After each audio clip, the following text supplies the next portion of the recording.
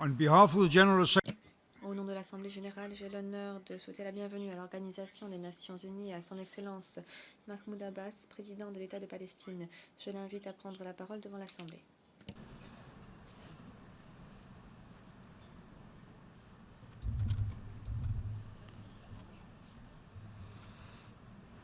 Bismillah ar-Rahman ar-Rahim. Saada. Au nom de Dieu, clément et miséricordieux, Monsieur Mogens Lykketoft, président de l'Assemblée générale, Son Excellence, Monsieur Ban Ki-moon, secrétaire général des Nations Unies, Excellences, Mesdames et Messieurs, chefs de délégation, Mesdames, Messieurs.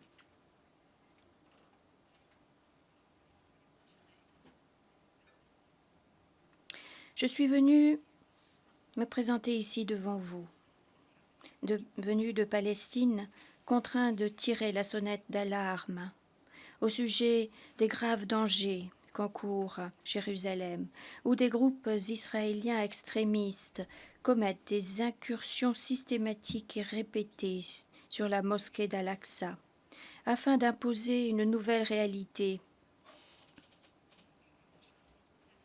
et de diviser Haram al-Sharif temporairement, permettant, ce faisant, à des extrémistes sous protection des forces d'occupation israélienne et des ministres qui les accompagnent, des membres de la Knesset, d'entrer dans la mosquée à certains moments, tout en empêchant des fidèles musulmans d'entrer dans la mosquée à ce moment-là et d'exercer librement leurs droits religieux. Tels sont les desseins du gouvernement israélien, en violation directe du statu quo qui prévalait depuis 1967 et avant. Et ce faisant, la puissance occupante commet une grave erreur, étant donné que nous n'allons pas accepter ceci. Et le peuple palestinien ne permettra pas la mise en œuvre de ce plan illégal qui exacerbe les sensibilités des Palestiniens et des musulmans de par le monde.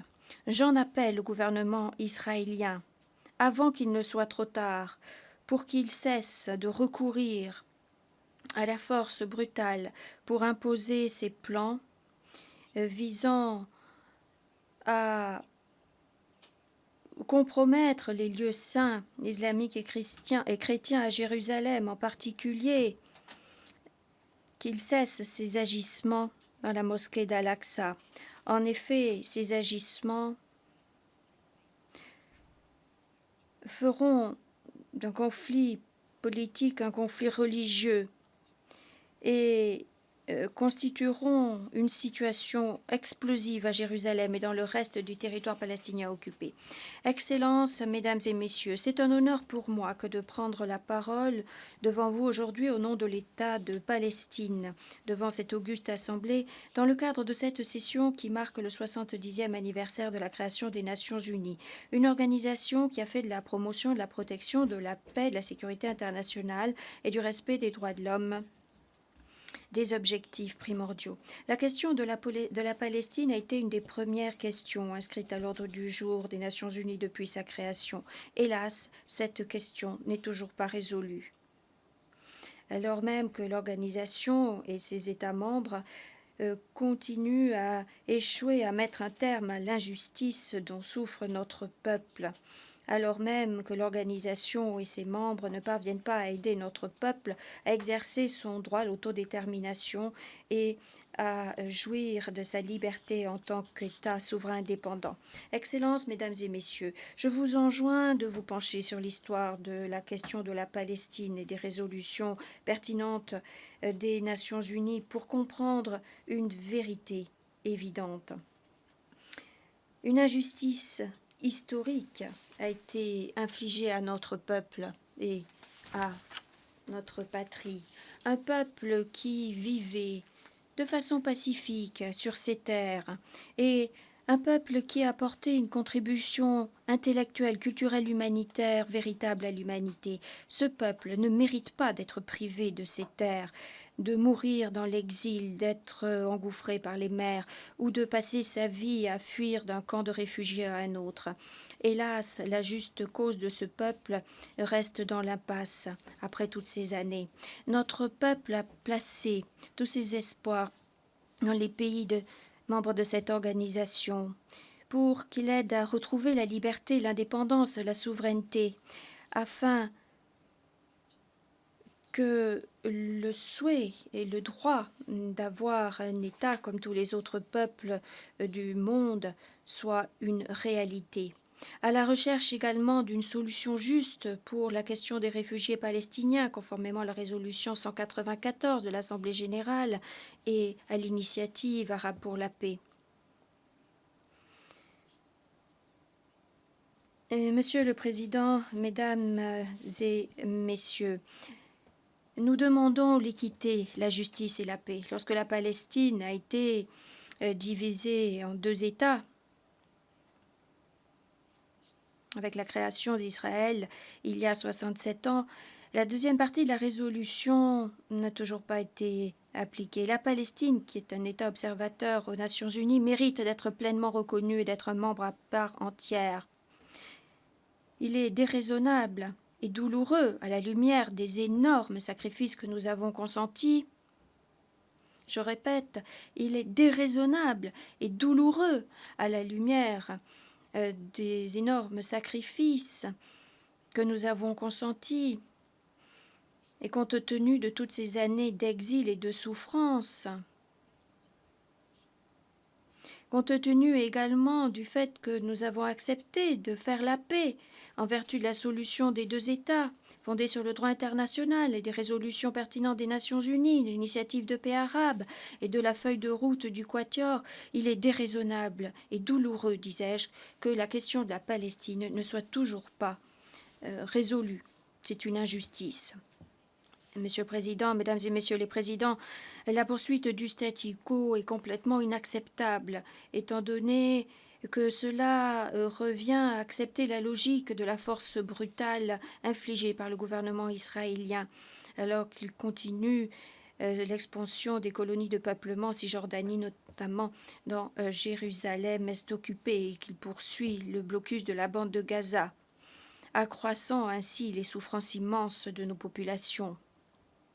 Et ce, au mépris des résolutions des Nations Unies et des accords conclus entre les deux parties, sous l'égide de la communauté internationale. Nous rappelons ici les propos du feu Premier ministre israélien Yitzhak Rabin en 1976. Lorsqu'il a déclaré qu'Israël deviendra un État d'apartheid s'il poursuit l'occupation du territoire palestinien. Et Yitzhak Rabin a décrit des colonies de peuplement israéliennes sur les terres palestiniennes en disant qu'il s'agissait d'un cancer. Pourquoi de telles mesures sont-elles prises? La persistance de ce problème nous amène à nous poser la question suivante. Est-ce que les votes des pays démocratiques contre des résolutions portant sur la Palestine et les droits légitimes de notre peuple servent la paix et ceux qui croient à la solution des deux États? Ou bien est-ce que cela ne fait qu'encourager des extrémistes? Est-ce que cela ne ferait pas qu'encourager et accroître la haine et le racisme en leur faisant croire qu'ils sont au-dessus de la loi, à tel point qu'ils peuvent brûler une famille palestinienne dans la ville de Douma, en Cisjordanie, tuant un nourrisson, Alida Wabché, ainsi que son père et sa mère? Il ne reste de cette famille qu'Ahmed, un orphelin âgé de 4 ans. Un orphelin qui est aujourd'hui à l'hôpital entre la vie et la mort. Un enfant qui souffre de ses blessures, qui a été profondément brûlé, alors que les meurtriers restent en liberté, n'ont pas encore été arrêtés. Où est la justice? Où est la justice? Où est la démocratie? Où est l'État démocratique qui prétend prôner la démocratie et l'État de droit? Ce n'est pas le premier crime de ce type. Auparavant déjà, ils avaient brûlé vif et tué un enfant palestinien, Mohamed Aboukter, à Jérusalem, et ainsi qu'un enfant, Mohamed Al-Doura, à Gaza. Et avant eux, des milliers de personnes ont été tuées à Gaza et en Cisjordanie. Et nous nous souvenons aussi du massacre de Der Yassin et de tous les autres crimes, des crimes qui sont restés impunis. Jusqu'à quand? Jusqu'à quand est-ce qu'Israël sera au-dessus du droit international et ne sera pas tenu de rendre des comptes?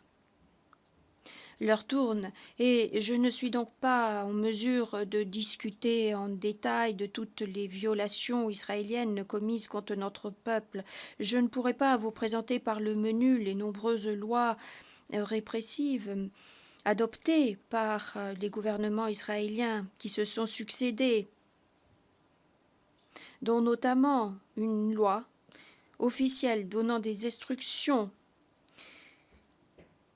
de tirer avec des balles à vif, d'arrêter, de réprimer les manifestants qui descendent pacifiquement dans la rue, les manifestants palestiniens, alors qu'Israël continue à imposer une occupation illégale. Monsieur le Président, Mesdames et Messieurs, nous ne réagissons pas à la haine et à la brutalité de l'occupation israélienne en utilisant les mêmes moyens. Au lieu de cela, nous œuvrons pour la culture de la paix et de la coexistence entre notre peuple et dans notre région. Et nous avons à cœur de connaître le jour où notre région connaîtra la paix, la sécurité, la stabilité, la prospérité. Mais ceci ne sera pas possible si l'occupation se poursuit, si les colonies de peuplement perdurent. Ce ne sera pas possible avec le mur, avec ces crimes, des gens qui sont brûlés vifs, avec des meurtres d'enfants, de jeunes, de nourrissons, avec des cultures détruites et brûlées, avec l'arrestation, la détention de personnes sans chef d'inculpation ni procès. Comment est-ce qu'un État peut prétendre être une oasis de démocratie? Comment est-ce qu'un État peut prétendre que ses tribunaux et son appareil de sécurité fonctionnent selon une loi qui accepte l'existence de gangs et d'organisations terroristes qui terrorisent notre peuple et qui s'attaquent à des lieux saints, à nos biens, au vu et au su de l'armée et de la police israélienne qui ne les dissuadent pas, qui ne les punissent pas, mais qui, au lieu de cela, leur apportent plutôt une protection. Monsieur le Président, l'heure n'est-elle pas venue de mettre un terme à cette injustice, de mettre un terme à ces souffrances? L'heure n'est-elle pas venue de mettre un terme à ce mur d'annexation raciste? L'heure n'est-elle pas venue de le détruire? L'heure n'est-elle pas venue de mettre un terme à ces barrières qui sont construites, de démanteler ces points de contrôle humiliants mis en place par les forces d'occupation israéliennes? L'heure n'est-elle pas venue de faire cesser le blocus imposé à la bande de Gaza pour que notre peuple puisse enfin connaître la liberté, la dignité sur ces terres et ailleurs?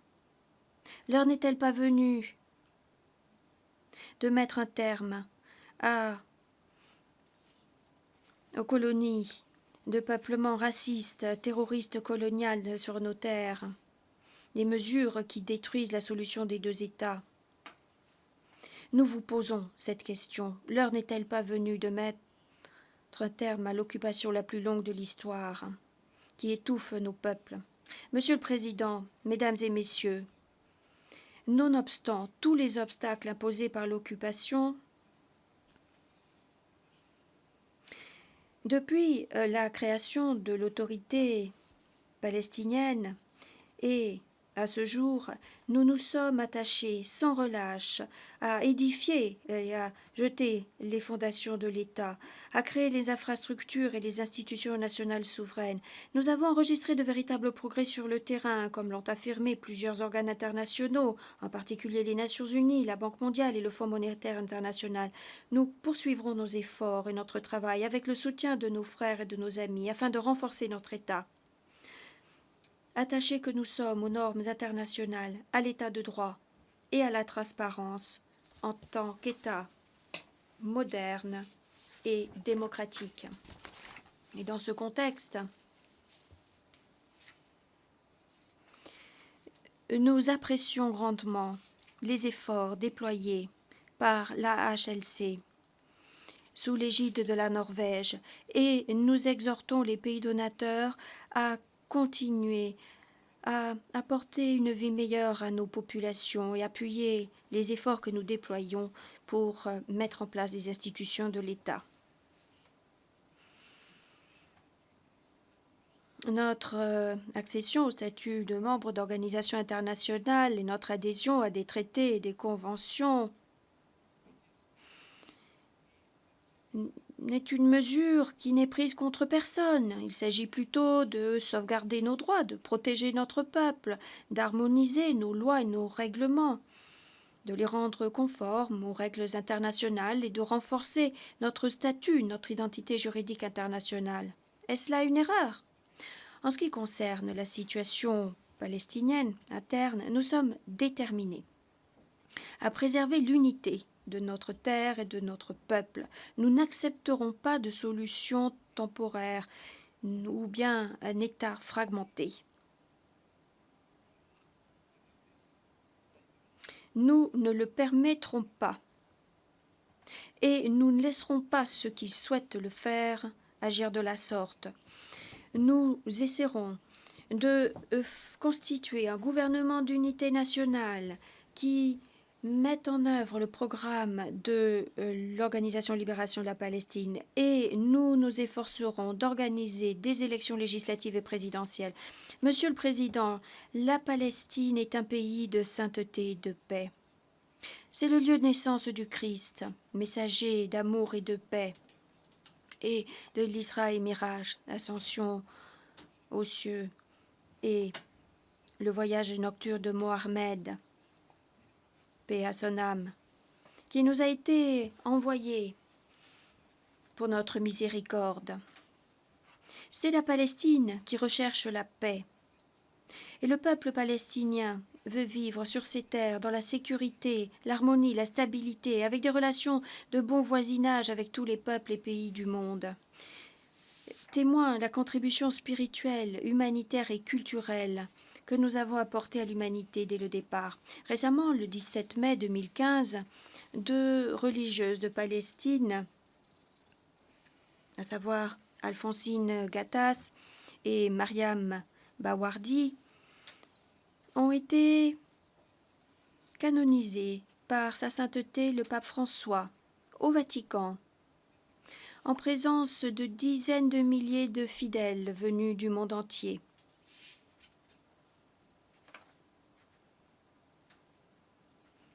À cette occasion, le drapeau de la Palestine a été hissé au Vatican, qui a reconnu l'État de Palestine, comme en témoigne l'accord conclu entre le Saint-Siège et l'État de Palestine. Nous espérons que ceux qui n'ont pas encore reconnu notre État le feront dès que possible. Nous souhaitons que l'État indépendant de Palestine occupe la place qui lui revient dans la communauté des nations. Et nous sommes certains que cela contribuera activement au progrès humanitaire, économique et culturel de la civilisation, ce qui aura des effets positifs sur nos peuples, notre région et le monde. C'est depuis la Palestine et avec la Palestine que la paix pourra devenir une réalité.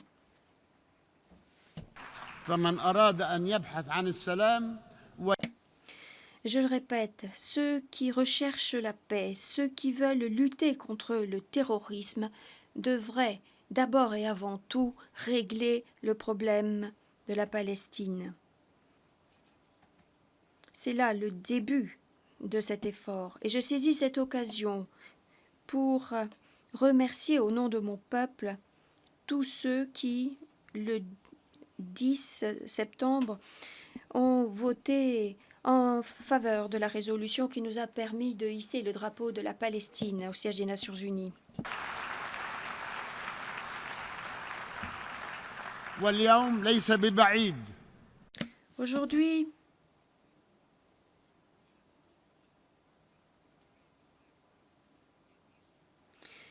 nous avons donc le drapeau hissé aux Nations Unies et j'espère qu'un jour, que j'espère prochain, ce drapeau sera également hissé à Jérusalem-Est, la capitale de l'État de la Palestine. Je souhaite également rendre hommage aux décisions prises récemment par les parlements européens qui ont sans embâche condamné les activités de peuplement d'Israël et leurs conséquences et qui ont affirmé le droit du peuple palestinien à la souveraineté, à l'indépendance dans leur État, aux côtés de l'État d'Israël, que nous reconnaissons alors qu'Israël ne nous reconnaît pas. Et nous saluons les parlements qui ont également établi un comité sur les relations avec la Palestine. Monsieur le Président, Mesdames, Messieurs, un certain nombre de pays et de parlements européens ont également affirmé la reconnaissance de l'État de la Palestine, réitérant ainsi notre droit naturel à l'indépendance. À cet égard, nous adressons nos remerciements au Royaume de la Suède, qui a fait montre de courage et qui a reconnu l'État de Palestine. وإن على كل من يقول بأنه مع خيار حل الدولتين En effet,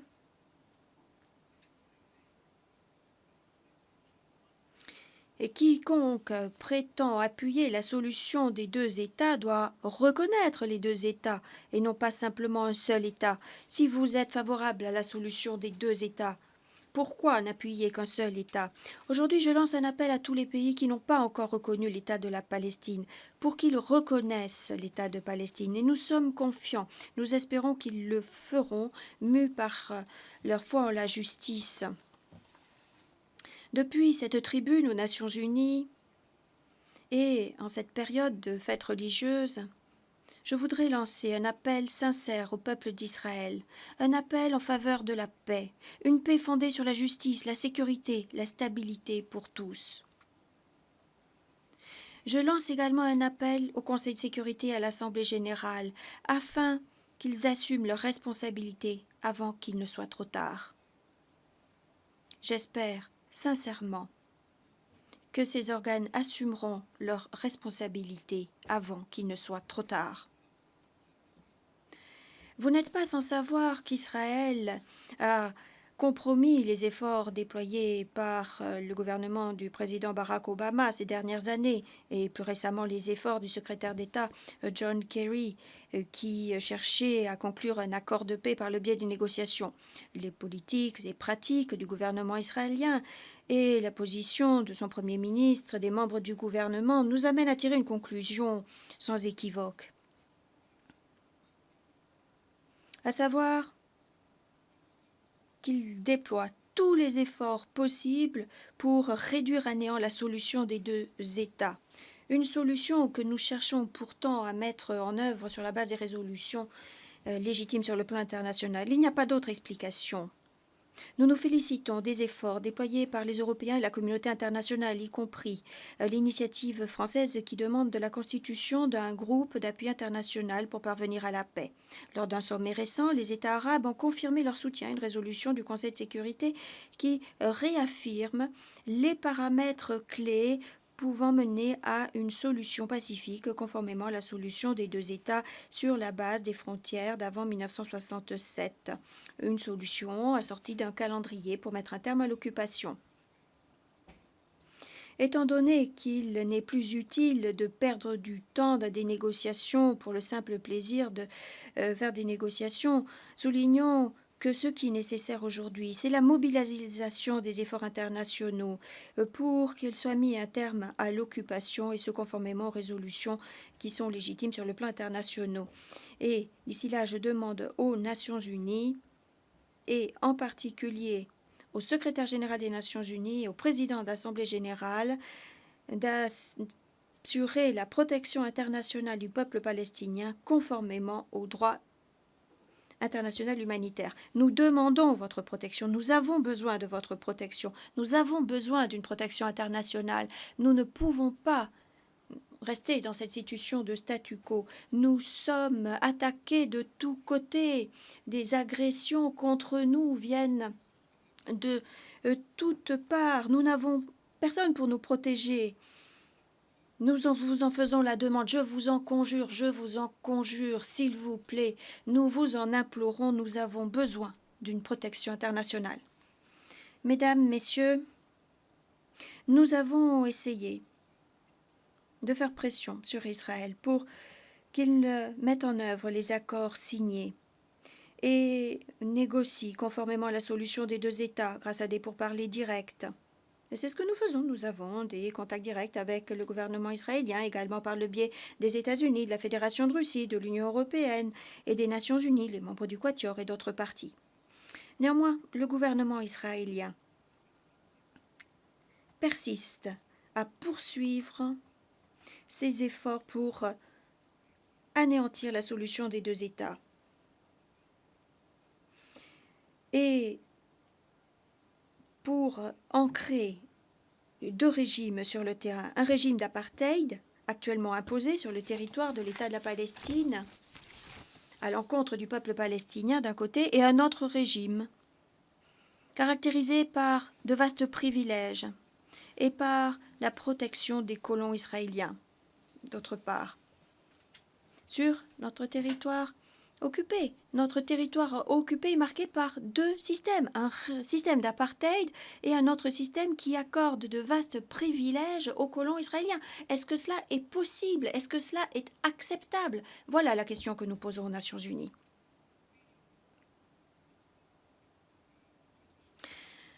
L'accord d'Oslo et ses annexes et les accords ultérieurs signés avec Israël a stipulé que ces accords devrait être mise en œuvre dans un délai de 5 ans, c'est-à-dire jusqu'à 1999, et qu'il devrait se terminer avec la pleine indépendance de l'État de Palestine et avec la fin de l'occupation israélienne. Mais Israël a mis un terme à la poursuite de processus de retrait de force des zones B et C qui représentent plus de 60% du territoire de la Cisjordanie, y compris Jérusalem-Est. Israël a plutôt accru ses activités de colonies de peuplement en tout lieu. Et Israël a enfreint tous les accords. Je le répète, Israël a violé tous les accords, dont des accords signés par le gouvernement israélien actuel. Depuis le discours du président Obama au Caire en 2019, dans lequel le président Obama a demandé la cessation des activités de peuplement, quelle a été la réponse israélienne? Eh bien, le gouvernement israélien a accru les activités de peuplement d'au moins 20% en Cisjordanie, à Jérusalem-Est, violant ainsi les obligations qu'il avait souscrites et selon lesquelles Israël ne devait entreprendre aucune action illégale ou unilatérale qui préjugerait de la solution définitive. De surcroît, la puissance occupante a à maintes reprises empiété sur la zone A, qui était censée relever des compétences juridictionnelles de sécurité palestiniennes. Et où nous avions mis en place les institutions de l'État palestinien. Dans le même temps, Israël refuse de revoir des accords économiques qui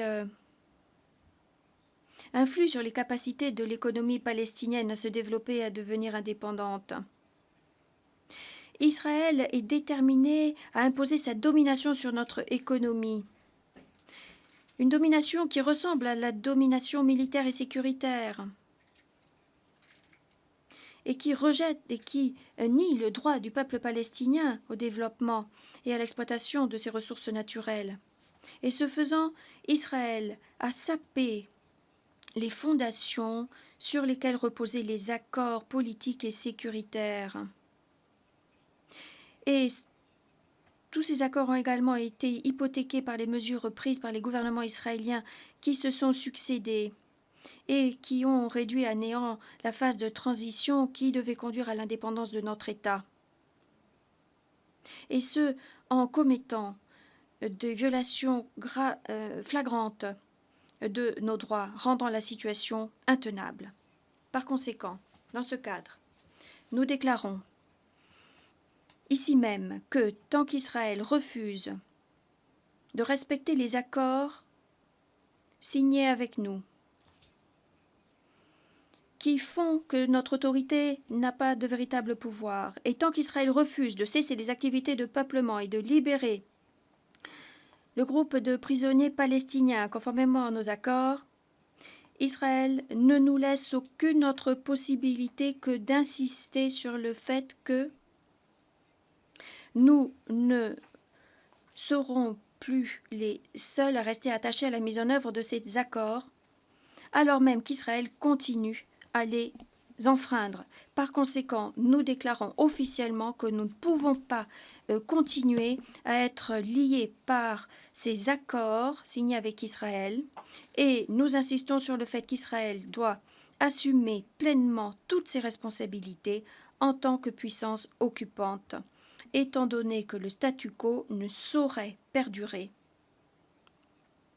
et que les décisions du Conseil central palestinien de mars dernier sont précises et contraignantes.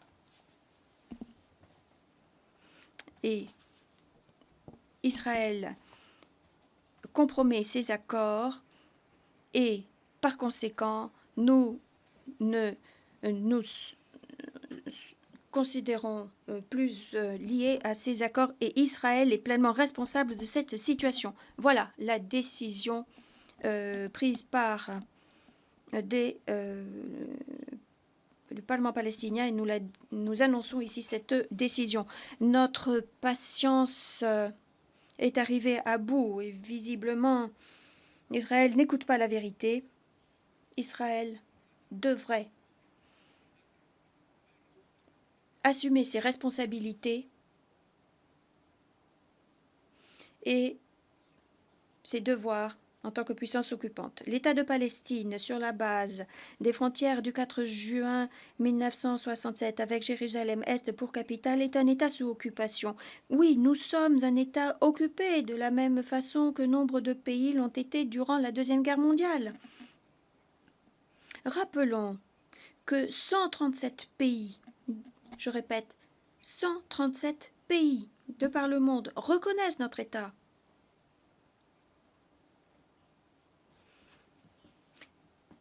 C'est-à-dire 4 fois plus d'États que ceux qui ont reconnu Israël lors de sa création. Donc je répète, 137 États. Il y a par ailleurs une reconnaissance universelle du droit à l'autodétermination de notre peuple. Et à cet égard, je voudrais également rappeler la résolution 67/19 de l'Assemblée générale en date de 2012 qui a souligné ou qui a accordé à la Palestine un statut d'État observateur et qui a réaffirmé que le comité exécutif de l'Organisation de libération de la Palestine constituerait le gouvernement intérimaire de l'État de Palestine et que le Conseil national palestinien et le Parlement palestinien de l'État de Palestine. Et je dois le répéter, la situation actuelle n'est pas tenable. Nous devons commencer à mettre en œuvre ces déclarations par des voies juridiques et pacifiques. soit l'autorité nationale palestinienne sera le vecteur utilisé par le peuple palestinien pour passer de l'occupation à l'indépendance, soit Israël, la puissance occupante, doit assumer pleinement ses responsabilités. Dans le même temps, et sur la base de notre attachement aux principes du droit international, l'État de Palestine poursuivra ses efforts pour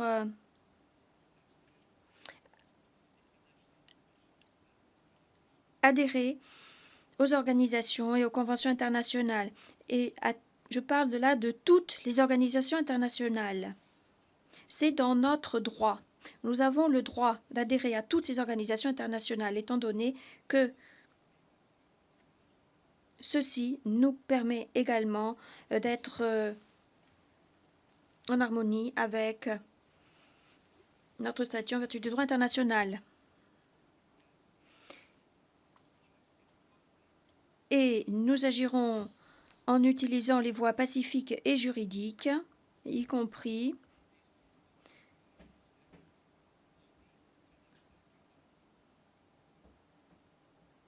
en tant que haute partie contractante aux conventions de Genève de 1949 et État partie au statut de Rome de la Cour pénale internationale, car nous sommes effectivement partis à la Cour pénale internationale. Et ceux qui craignent le droit international, ceux qui craignent les tribunaux internationaux, doivent cesser de commettre ces crimes.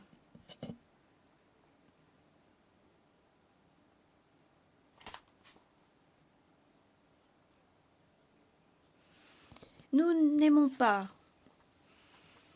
aller à la Cour pénale internationale, mais l'agression nous force à le faire. Et nous demanderons le soutien de toutes les organisations internationales, y compris la Cour pénale internationale. Monsieur le Président, Excellences, Mesdames, Messieurs, je continue toutefois à tendre la main dans l'espoir d'une paix juste qui garantira les droits de mon peuple, ainsi que la liberté et la dignité humaine. Et je dis à nos voisins, au peuple israélien, que la paix est dans notre intérêt, dans votre intérêt, dans l'intérêt des générations futures.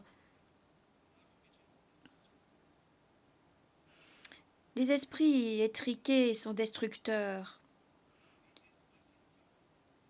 Nous devons nous tourner vers l'autre et j'espère sincèrement que vous prendrez en considération la réalité dangereuse qui règne sur le terrain, que vous tournerez votre regard vers l'avenir et j'espère que vous accepterez pour le peuple palestinien ce que vous acceptez pour vous-même. Et c'est alors que vous verrez que la paix est possible. C'est alors que vous pourrez jouir de la sécurité, de la paix, de la stabilité.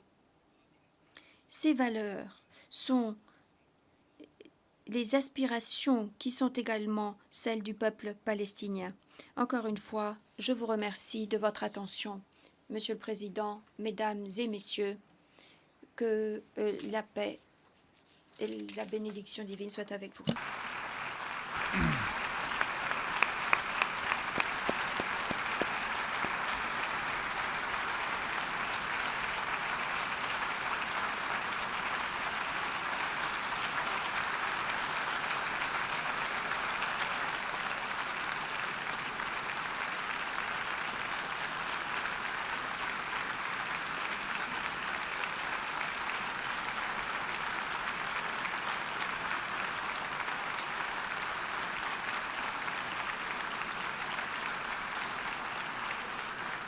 On behalf of the General Assembly, I also wish to thank the President. Au nom de l'Assemblée générale, je souhaiterais remercier le président de l'État de Palestine pour son allocution. Je demande aux personnes présentes de rester assises pendant que nous prenons congé du président.